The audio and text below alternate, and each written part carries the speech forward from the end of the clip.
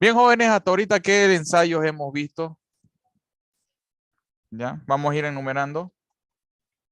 El primero y el segundo eran dos ensayos, ¿para qué? Obtención y extracción de muestras. Exacto. Obtención. El uno era descripción y este era obtención. Extracción.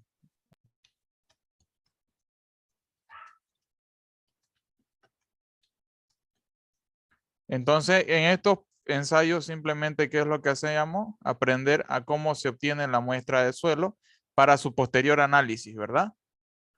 ¿Sí? Laboratorio 3 Sí. y laboratorio 4,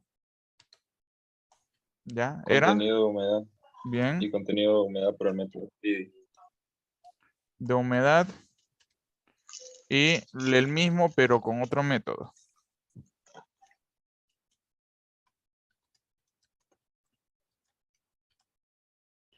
El laboratorio 5 y 6. El laboratorio 5 era límites de Límite de consistencia. consistencia. Y el 6 es granulometría de suelo. Granulometría. Pregunto, de estos 6 ensayos, ¿cuál es el que menos le han entendido para reforzar la parte teórica ahorita? El último es el que vamos a ver hoy día, clasificación. ¿Ya? Yo creo que el primero y el segundo quedaron clarísimos, ¿no? Cómo se obtiene la muestra con los barrenos. Pregunto, ¿hay alguien que no le haya entendido a esos ensayos?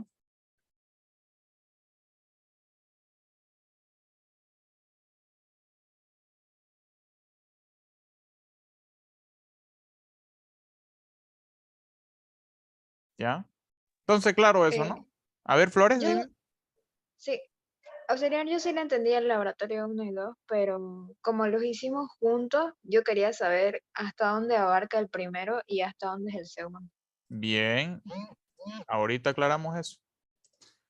Entonces me voy a la guía misma y el laboratorio 1, ¿ya? El 1 es obtención de muestras. La obtención de muestras y la extracción de muestras. En la obtención de muestras lo único que quiere abarcar es más que todo cómo identificar un suelo. O sea, en sí, el, el fundamento teórico te dice de que tenés que saber cómo hacer el papel, identificar el tipo de suelo para su posterior ensayo. Entonces, cómo agarrar y extraer la muestra, pero esto cuando se hacía en presencial, solo lo hacíamos, por decir, aquí encimita, con una palita o con una cucharita de albañil, una bolsa, metíamos el material aquí, ¿ya? Y después de meter el material dentro de la bolsa, ya empezábamos a rellenar los papeles. En eso consistía el laboratorio 1. O sea, hacer estos papelitos, ¿ya? Ver si es arena, si es arcilla, etcétera, etcétera. Más que todo es aprender a hacer este papel, ¿ya? Y aprender a leer el tipo de suelo que hay con solo tocarlo cuando sale.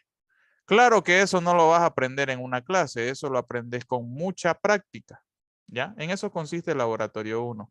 Ahora, el laboratorio número 2 consiste en hacer un perfil estatigráfico, ¿no? Aquí está, miren. Este laboratorio 2 consiste en hacer un perfil de suelo, aprender cuáles son las muestras alteradas y inalteradas y sobre todo hacer un perfil, no sé si lo tengo acá, creo que lo tengo en la otra diapositiva, denme un momento. Hacer un perfil de suelo, en eso es lo que consiste mayormente. Aquí lo tengo. Materiales, granulometría, no, no está acá. Diapositiva. Entonces creo que es este.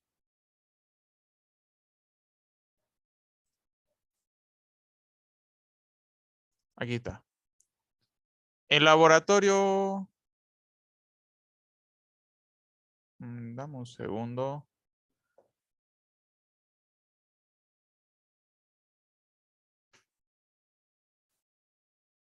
Preparación de agregados, este no es.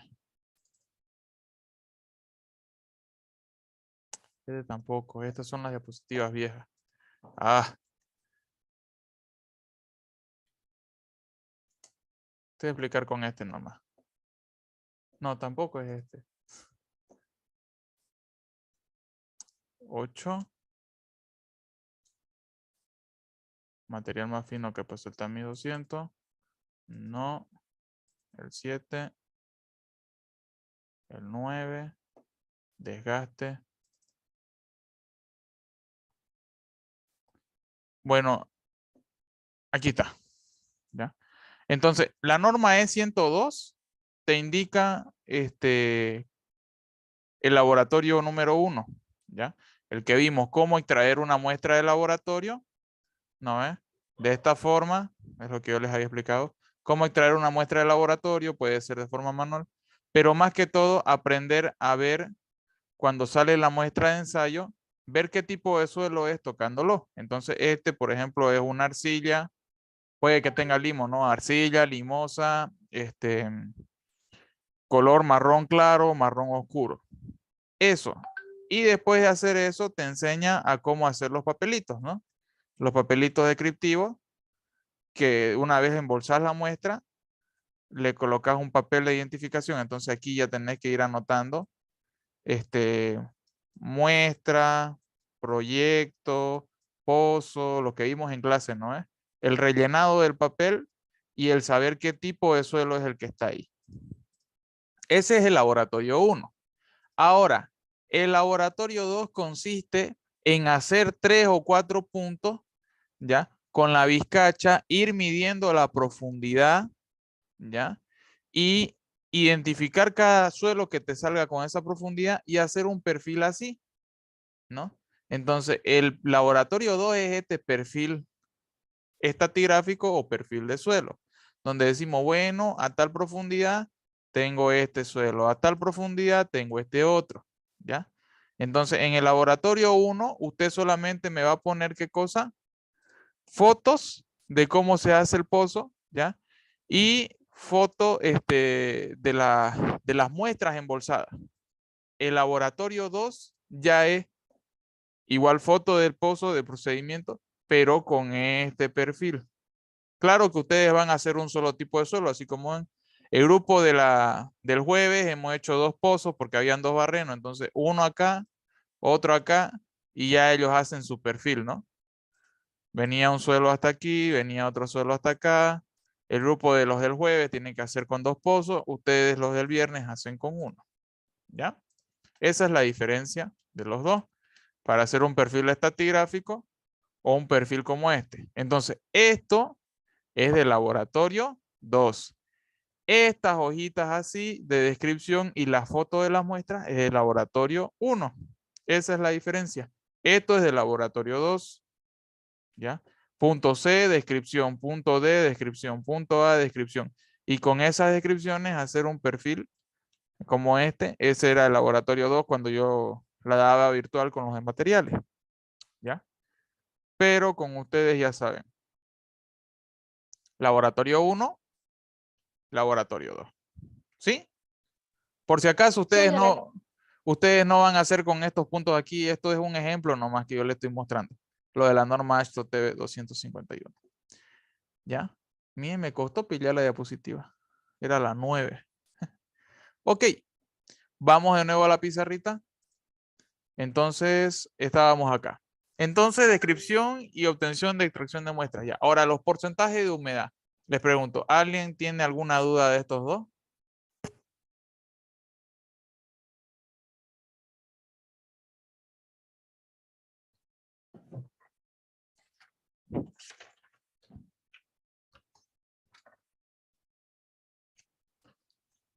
Flores Allison, participación. Bueno, ¿está correcto? Entonces, ¿está claro estos laboratorios? ¿Cómo se saca humedad con el horno y con el Speedy? Sí. Ok. Pequeamos esto entonces. Oh, ya. Siguiente. Límites de consistencia. Granulometría ya la expliqué en la otra clase, ¿no? Entonces, pregunto, ¿hay alguna duda en granulometría de suelo antes de darlo por finalizado ese tema?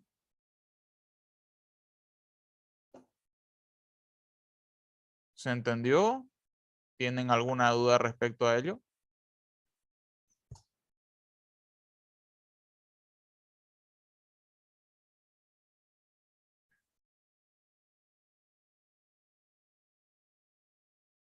¿Ya?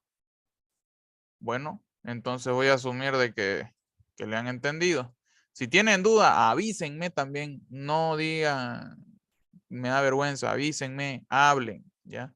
Si no se entiende algo de la materia, avisen. Si no le entienden algo al ingeniero, vengan con sus apuntes y digan, esto no le entendí y yo les voy a explicar. Paro los martes, jueves y viernes en la universidad, todín a la mañana, ¿ya? Así que ustedes me buscan nomás y yo les voy a responder dudas. Ahora, límites de Attenberg y clasificación. Esto es lo que no hemos visto para nada, clasificación. Y esto voy a hacer una pequeña aclaración sobre estos temas, ya de límites de consistencia. ¿Sí? Entonces voy a dejar de compartir y voy a abrir la diapositiva. Espérenme un momento.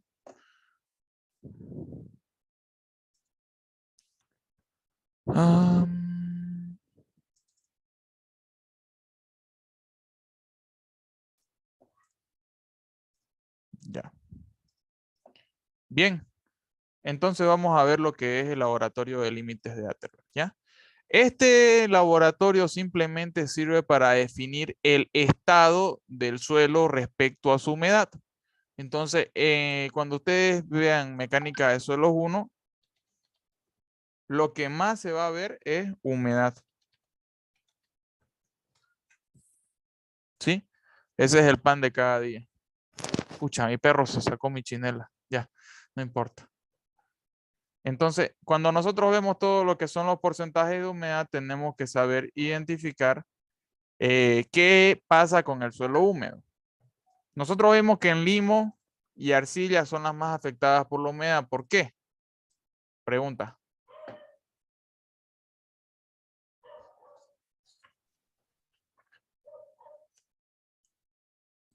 Creo que aumentaba su volumen. Apellido. Corcos. Corcos. Ya.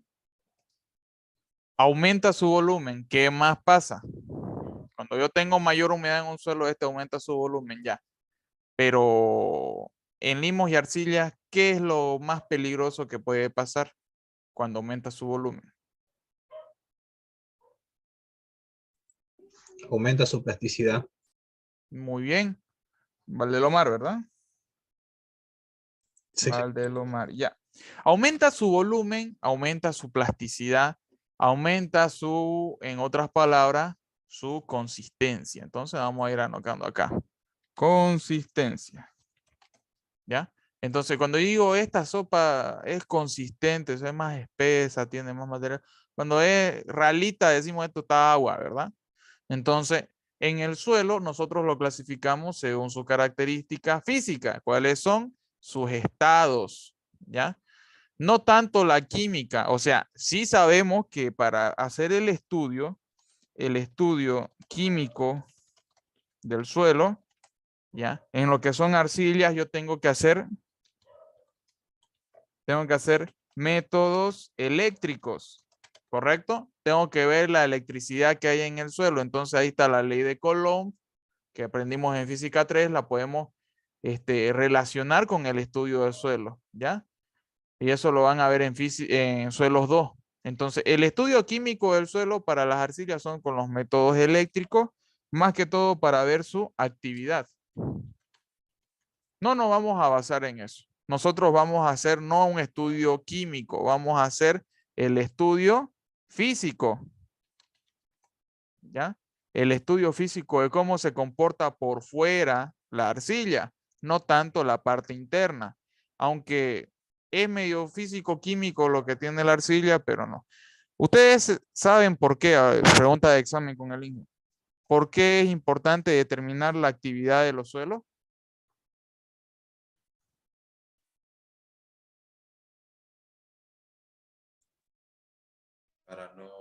Para que no haya un asentamiento de nuestra obra.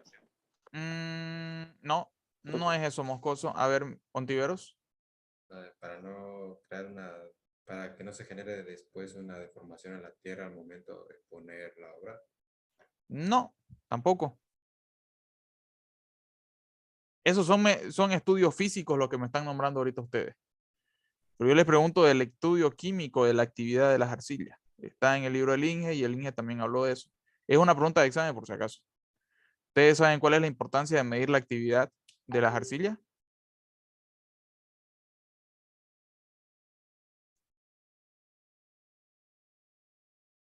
Los agarré, ¿no? A ver, Valdelomar. No sé si estoy en lo correcto, pero el ingeniero mencionó que tenían carga negativa y por lo tanto carga negativa y positiva porque tendían a comprimirse más, a pegarse más entre ellas. Ahí, vamos por ahí. Estamos bien. ¿Ya? Entonces, Sí, sí, sí. a ver, Alison. Decía que ambos se acomodaban de manera en que tienen polos opuestos y se acomodan bien. Bueno, Correcto. ¿Y qué activa esa adhesión o ese acomodo? El agua, ¿no? Si yo le metía agua a las arcillas, estas automáticamente empezaban a tener actividad entre ellas, porque las arcillas tienen cierta carga o ciertos polos de electricidad negativo, positivo, que hacen que haya una adhesión. O sea, si la arcilla tiene harta actividad, entonces con agua ya van a ser mucho más cohesivas. Tienen fuerza de cohesión, ¿ya? Pero si la arcilla tiene baja actividad, ¿qué significa? Tiene poca cohesión. Eso es lo que significa. ¿Ya? Y se me acabó la... Tiene poca cohesión. Bueno, no sé por qué no se guardó eso. Pero bueno, en eso consisten los estudios químicos, ¿ya? Y para hacer esos estudios de la actividad tenemos que nosotros usar aparatos eléctricos, etcétera, etcétera. Son complicados, pero lo que enseña el ingeniero que son estudios un poco antiguitos, es como medir la actividad por medio del tamizado, ¿ya? Por medio del diámetro de la partícula, ¿no? Y dividirlo en una ecuación, ¿no? Actividad, el diámetro, entre no sé qué. Pero nosotros no hacemos esos análisis porque no me interesa tanto la cohesión que tenga la arcilla, ¿sí? Lo que me interesa es ver la fluidez. Entonces, eso es un estado que se desarrolla a partir de la combinación de agua más suelo. ¿Ya? ¿Qué pasa si yo a la arena le echo agua? ¿Será que se vuelve así bien fluida como jaboncillo o será que solamente se humedece? Solo se Solo humedece. se humedece. Solo se humedece, ¿correcto? Entonces, esa es la característica de las arenas. Ahora, en las características de las arcillas pasa con 4 etapas, ¿ya? La primera es que si yo tengo una arcilla seca, ¿ya? Va a estar en un estado sólido, ¿sí? Si esta arcilla tiene harta actividad, entonces, o sea, su fuerza electromagnética es fuerte, entonces va a ser más dura, ¿sí? Como hay arcillas que también están secas, pero son más blandas. Tienen dureza semidura, vamos a poner, ¿no? ¿Ya? Entonces, pueden ser duras o semiduras. Pero esto va a ir cambiando cuando yo le aumento agua. Por ejemplo, vamos a decir de que aquí esta arcilla tiene una humedad, un porcentaje de humedad del 0%. ¿Ya? Y va a tener un volumen definido, vamos a poner un volumen de 100 unidades al cubo. ¿Ya? Para que me entiendan. Entonces estamos en el caso número 1, que las arcillas tienen una forma definida y son sumamente duras, ¿ya? Ese es el caso 1. Ahora, yo voy a añadirle agua, y voy a ir aumentando su humedad. Entonces, vamos a poner aquí una escala. ¿Ya? Y voy a decir de que en esta escala, aquí vamos a estar en 0%. Y en esta escala de aquí vamos a estar al 100%. Entonces, yo voy a ir echando agua y voy a ir subiendo. Entonces, estoy acá. Voy a echarle agua, echarle agua, echarle agua, echarle agua, echarle agua ya. Y ya llegué del 0%, vamos a decir, al 2%. Y sigue en este mismo estado. Sigue en un estado sólido, ¿ya? Sigue siendo duro, semiduro, ¿ya? El volumen no ha cambiado mucho, vamos a decir que está en 100.03, digamos, ¿no? Entonces, sigue manteniéndose en este estado. Y yo voy a poder seguir aumentando la humedad hasta que llegue a un punto, ¡pum!, donde va a cambiar la cosa, ¿no? ¿Cómo es eso que va a cambiar la cosa, auxiliar? No le entiendo. Empezamos aquí a ver de que hay un límite, ¿no? Entonces, yo puedo echarle agua hasta el 2%, ¿no? Y aquí hay un número que se llama 2.8, digamos. Y me dice, hasta acá, hasta el 2.8, va a seguir en un estado sólido. Pero si usted le sigue echando agua a este suelo, va a cambiar de un estado sólido a un estado semisólido. Entonces, a esa línea entre el estado sólido y semisólido se le llama límite de retracción o límite de contracción.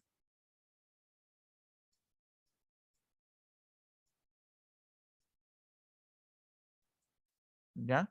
Entonces, ¿qué es el límite de contracción? Es aquel que me separa el estado sólido del estado semisólido. Entonces, ya no es un suelo sumamente duro como galleta que se resquebraja al deformarse. Ya es un suelo que parece un queso, un caramelo blando, que se deforma pero se agrieta, ¿ya?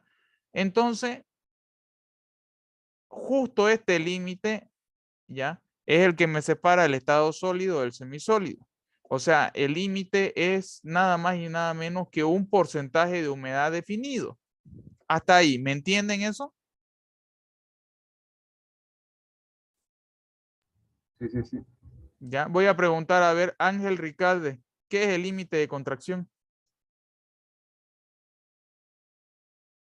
Es lo que separa del límite de la límite de semisólido al sólido. Es el que me separa el estado sólido del semisólido del suelo, ¿ya? Bien, voy a anotarte entonces Ricalde, ¿no? Ricalde. Ok, entonces ese es el primer límite. Ahora, vamos a suponer, ¿cuánto asignamos al suelo? Vamos a ponerle un 3%, digamos.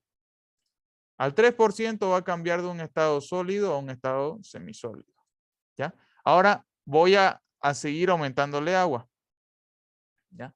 Entonces, del 3% lo aumento al 4, al 5, esto está muy grande. Vamos a ponerle algo más pequeño, ya. Del 3% yo lo aumento al 4, al 5, al 6, al 7, al 8%, pum, llego acá, ¿ya? Y aparece una barrera. Y aparece una barrera. Entonces, esta barrera me dice, bueno, estoy aquí y soy el límite plástico. Y si vos te pasás, pongámosle, del 6%, ya no vas a estar en un estado semisólido.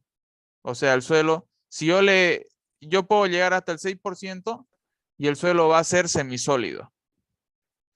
Paso del 6%, 6.1, ya estoy en estado plástico, ¿no? Entonces, de parecer un queso, un caramelo, el suelo, va a parecer más un colino, una pasta dental, una manteca de cerdo, ¿no? Va a aparecer ahí la panza del auxiliar, qué sé yo, digamos, ¿no? Todo ablandengue. Entonces, es un ejemplo, ¿no? El suelo va a ir cambiando respecto a la humedad del mismo. Entonces, si yo llego a pasar este límite, paso de un estado a otro. Ya no estoy en semisólido, estoy en un estado plástico. ¿Ya? Y yo le sigo aumentando agua. Entonces, le sigo aumentando agua, le sigo aumentando agua. 6, 7, 8, 8.5, 9%. Ya llego al 9%. Entonces, aquí hay otra barrera que se llama límite líquido. Entonces, ¿qué pasa si yo sobrepaso aquel 9%? ¿Quién me dice?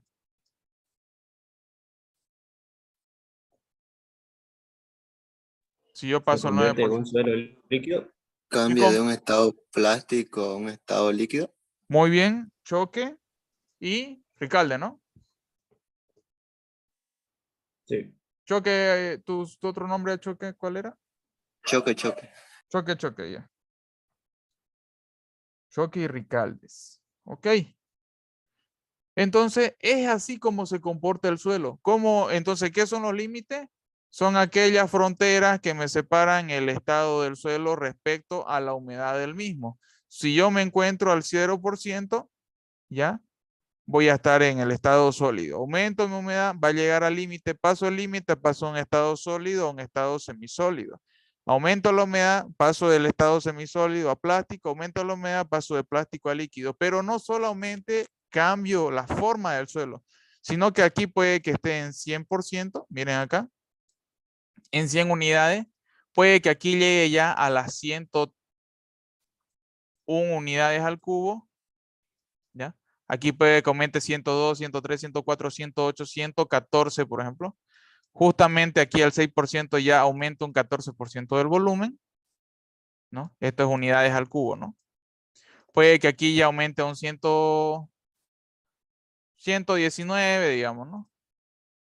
Y ese ya, si yo le echo más agua, va a seguir en un estado líquido, ¿no? Es un ejemplo. O sea, no solo va a aumentar la humedad, sino que también va a aumentar su volumen, porque al haber esta humedad quiere decir que hay agua en el suelo, y al haber agua en el suelo, de estar sumamente seco va a aumentar. ¿Se entiende, no?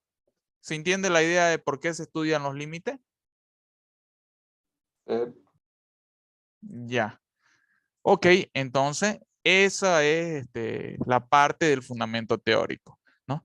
Entonces, ¿qué es el límite líquido? Es aquel que me separa el estado de líquido a plástico. ¿Qué es el límite plástico? El que me separa de plástico a sólido. ¿Qué es el límite de contracción? El que me separa de semisólidos a sólidos.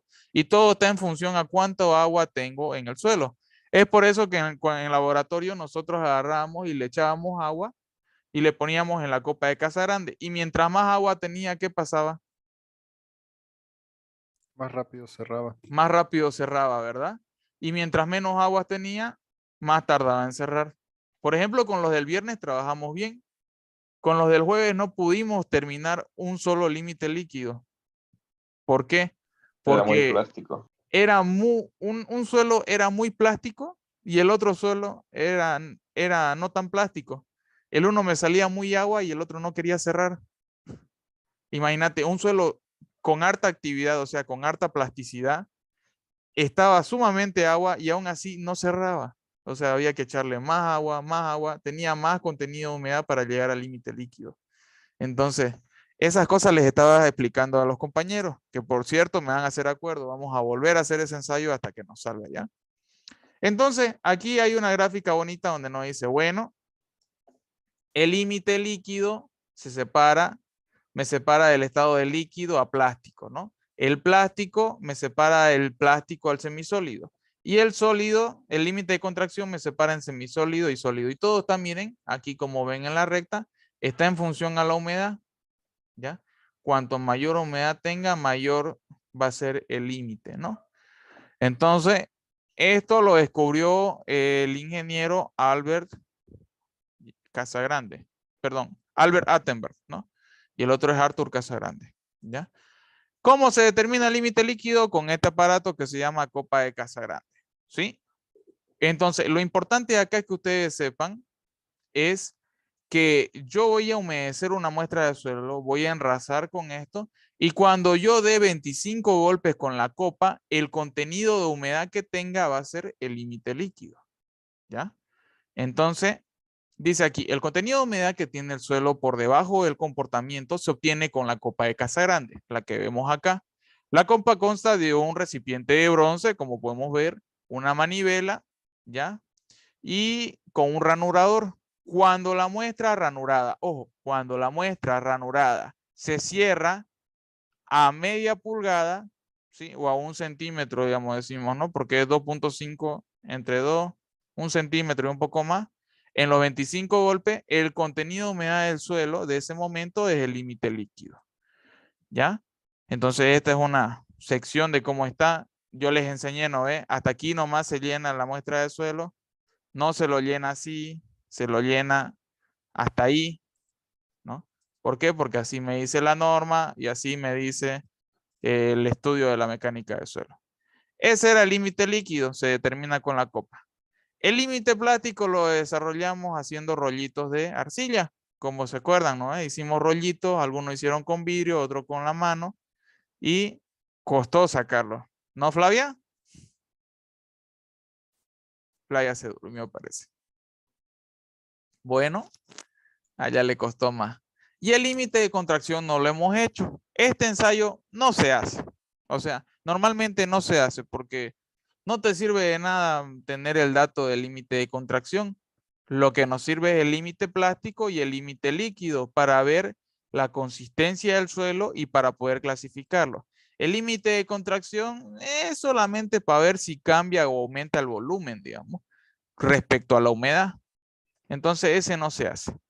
¿Cómo se extraen la muestra? Representativa, alterada e inalterada, ¿no?